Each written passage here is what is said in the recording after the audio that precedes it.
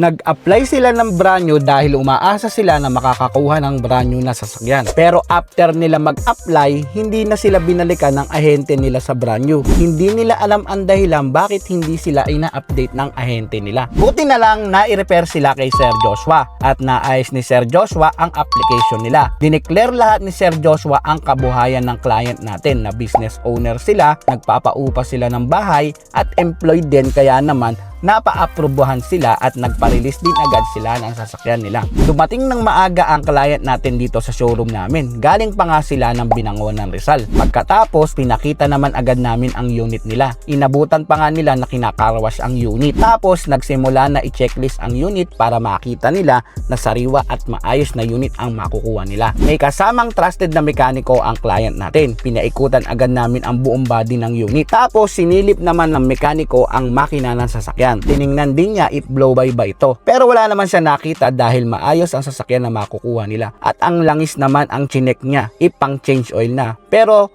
newly change oil ang sasakyan. Tapos na sa makina, kaya naman pinakita naman namin ang tools ng unit dahil nasa harapan ito ng sasakyan. Pati ang coolant at washer fluid tinuro na din kila client. Next naman, pinacheck naman namin ang mga signal lights ng sasakyan. Nakita naman nila na working lahat ng ilaw ng unit. Sinilip din nila ang mga ilalim. Chinek nila if may mga butas or kalawang siguro. Sa interior, sinilip din ang loob. Naka-dual aircon na pala ang unit na nakuha nila. Kaya talagang sobrang jackpot sila sa unit dahil single aircon lang talaga dapat, pero nakuha nila ay upgraded pa. Kaya naman well satisfied na ang client natin. Sa pirmahan naman, bago ito papirmahan kay client, pinaliwanag muna lahat ni Sir Joshua ang nakasaad dito. Tinuro na din kay client kung paano sila magbabayad at saan ito babayadan. Lahat naman pinaliwanag at tinuro sa client natin para aware sila. Tapos after ng usapan nila ni Sir Joshua, saka naman sinimulan na papirmahan lahat kay client natin at natapos na sa pirmahan ng kontrata. So ayun, napakabilis lang. Wala pang isang oras, na-release na ang sasakyan.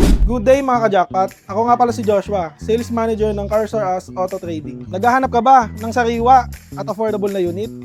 Si Carsar As na ang bahala sa'yo. Sa mga gustong mag-apply at mag-agent, open ang Carsar As Auto Trading para sa'yo. Kumonta ka lang sa number ko at sa Facebook account ko. And don't forget to like, share, and subscribe sa aming mga social media accounts para lagi kayong updated sa mga new units and promos ni Carsar As Auto Trading.